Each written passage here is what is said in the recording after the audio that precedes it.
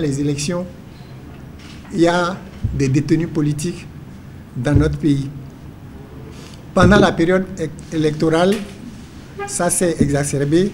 Et après les élections, la vague d'arrestations massives a continué avec des formes barbares d'arrestation. Et suite à ça, les conditions qu'on fait aux détenus ne sont pas des meilleures. Et le tout en violation des textes réglementaires, législatifs, au plan national comme international. Nous avons rendu visite aux soldats blessés, dont certains sont à l'hôpital des armées à Cotonou, 3 civils blessés qui sont à l'hôpital des armées à Parakou, mais nous avons cru devoir faire ces visites-là parce que ce sont nos compatriotes. Mais en plus, c'est des gens qui sont sous les drapeaux, comme on dit, et où la rigueur de la loi ou des injonctions ne facilite pas qu'ils puissent eux-mêmes respecter les lois. Parce que sinon, il s'agit de la vie humaine de nos compatriotes. Et en la matière, l'article 19 de notre Constitution interdit d'obéir à des ordres, surtout lorsque c'est manifestement contre les droits humains. Et ça demande que ce soit l'ordre venu du supérieur ou de soi-même, que ce soit sanctionné. Et qu'en l'occurrence, lorsqu'il s'agit de supérieurs qui imposent des choses inacceptables, il y a lieu de désobéir. C'est l'article 19 de notre Constitution. Mais évidemment, c'est des choses qui ne sont pas suffisamment enseignées. Et lorsque c'est à des militaires qu'on l'impose, s'ils n'ont pas eu la présence d'esprit d'exiger qu'on leur donne des écrits, etc., c'est difficile. Et ensuite, bon, connaissant la situation générale d'arbitraire, où nous avons affaire à des régimes successifs de dictature autocratique, ou en tout cas de non-respect de la loi, ça donne l'impunité où, tant que ce n'est pas brisé, il est difficile à ces compatriotes-là de pouvoir faire respecter la loi. Et c'est pour ça que nous avons le devoir de ne pas faire de discrimination, mais d'aider à ce que l'impunité ne persiste pas dans notre pays. Et que tous ceux qui ont attenté à des vies humaines ou enfreint, tout ce qui touche aux droits humains, soient régulièrement sanctionnés. Vous n'êtes pas sans savoir non plus que la justice chez nous est aux ordres. Donc, lorsque nous avons fini cette visite aux compatriotes soldats blessés, nous avons fait le déplacement à Banté. Et là, ce que nous avons constaté, c'est qu'il s'est agi d'ordre donné de massacrer les populations. Et je pèse mes mots. Parce que lorsque vous arrivez et vous voyez certaines maisons, c'est des maisons criblées de balles. Il ne s'agit pas de balles perdues comme on laisse entendre. Pas du tout. Ainsi, nous avons pu observer dans un garage 23 véhicules criblés de balles. Sinon, pour ne pas dire que certains véhicules ont été bousillés, y compris même des véhicules d'agents de la mairie. Les murs de la mairie, eux-mêmes, n'ont pas été épargnés. C'est dire donc la situation qui a prévalu. Au titre des vies humaines, les témoignages que nous avons reçus parlent de 4 personnes tuées, dont 2 ont été enterrées comme ça parce que, bon, dans la situation de terreur générale, les parents n'ont pas cru devoir aller se plaindre quelque part pour faire observer que c'est des gens tués par balle. Maintenant, il y a une dame dont les images ont circulé sur les réseaux sociaux. Son nom, c'est Abalo Philomène, qui a reçu une balle à la tête. Mais en fait, c'est après que la maison où elle habitait avec des enfants soit criblée de balles. Une autre maison à côté où il devait avoir environ 7 personnes aussi a été criblée de balles, tout comme la première. C'est dit donc qu'il ne s'agit pas de balles perdues, ni d'opération par hasard. Ensuite, après celle-là, il y a un tenancier de bar nommé Atodjinou Hilaire qui a été aussi abattu. il serait originaire de Sémé. Au titre des blessés, il y a Moïse Achagba qui a reçu une balle à la cuisse. Romiad Ali qui a reçu une balle à la poitrine. La sœur de Abalo Phénomène a eu un peu plus de chance. La balle lui a frôlé le cou. Donc, elle pouvait en mourir. Son nom, c'est Ok Afsetou. Elle est épouse Tossou Martial. Donc, c'est ce que nous avons eu comme témoignage avec les constats faits sur place. Ultérieurement, nous allons rendre publics les résultats de nos enquêtes. Étant entendu qu'il reste les situations de Savé, de Tchaourou et de Parakou, sur lesquelles nous n'avons pas eu le temps de mener les enquêtes suffisantes. Sinon, vous savez qu'à Savé, il y aurait eu au moins 2 morts et 5 à 9 blessés. De l'avis du maire de Savé, il y a 2 morts et des blessés. Donc, nous n'avons pas encore effectué la visite de terrain pour la précision sur ces cas. Au titre des détenus, des arrestations massives qui ont précédé, qui ont suivi, nous avions déjà établi des listes que nous avons diffusées jusqu'à Madame Madougou. Puis après, jusqu'au tout dernier, dont le cas des Eli, Djenotin et autres. Mais il y a 3 nouveaux cas qu'on a signalés à Parakou. Ce qui fait que le point de presse de ce soir va tabler sur les conditions qui sont faites aux détenus politiques dans notre pays en général, y compris Dame Madougou.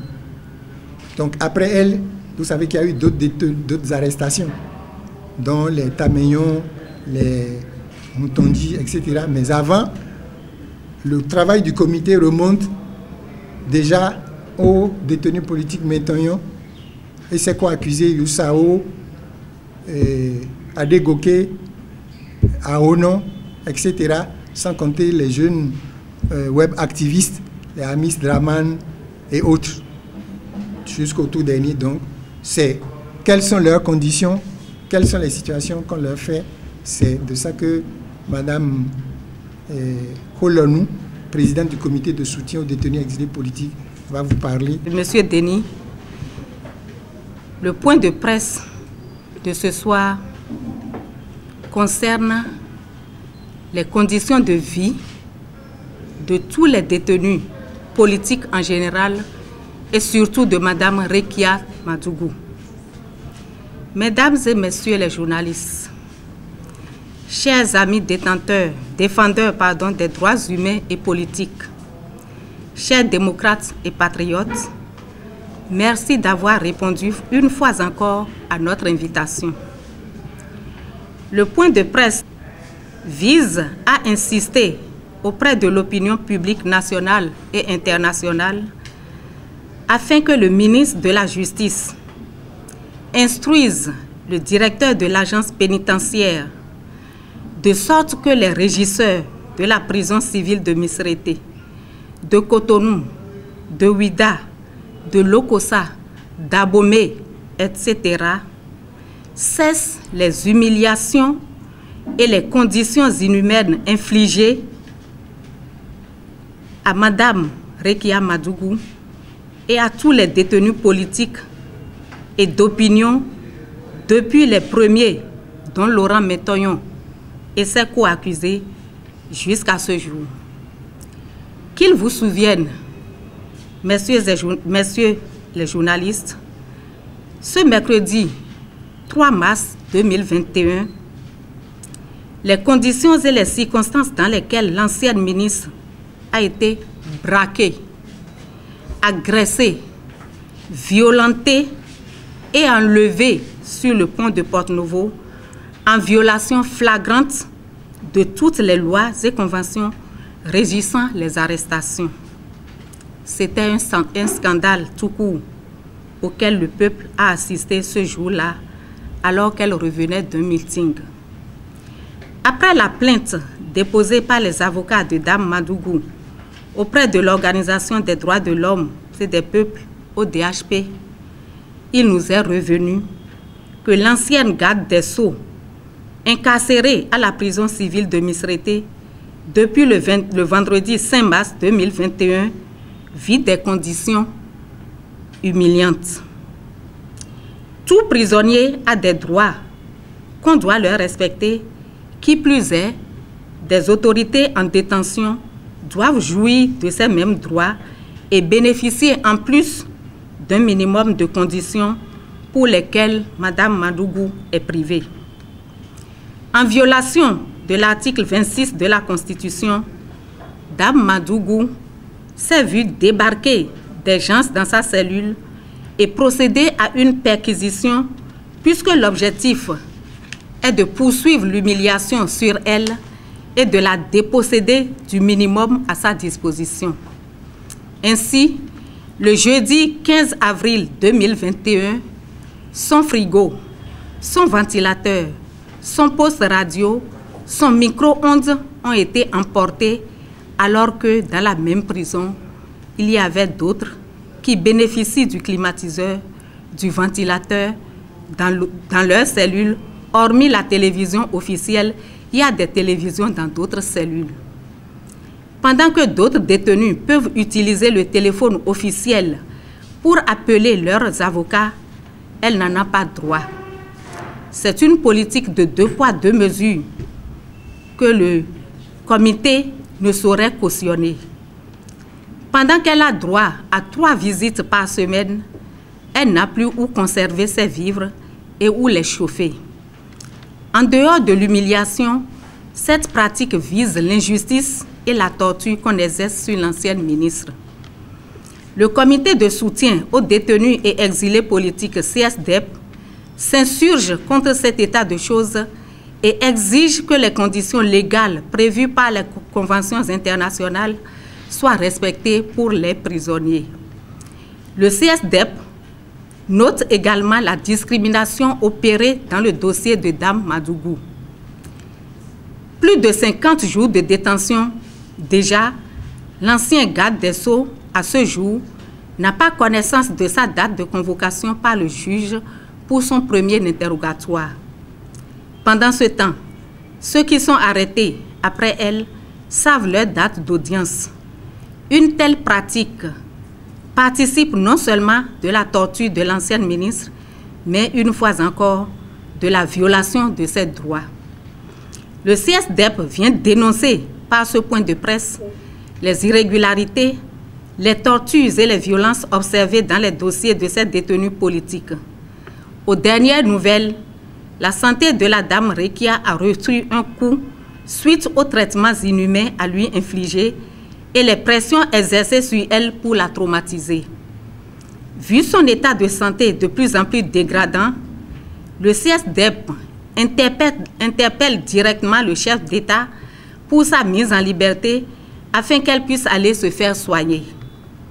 Mesdames et messieurs les journalistes, voilà la substance de presse de ce point pour lequel nous vous remercions encore en insistant sur la nécessité pour le chef de l'État de réagir vite en prenant les mesures qui s'imposent pour la libération de tous les détenus politiques sans exception et le retour des exilés politiques et de tout le reste.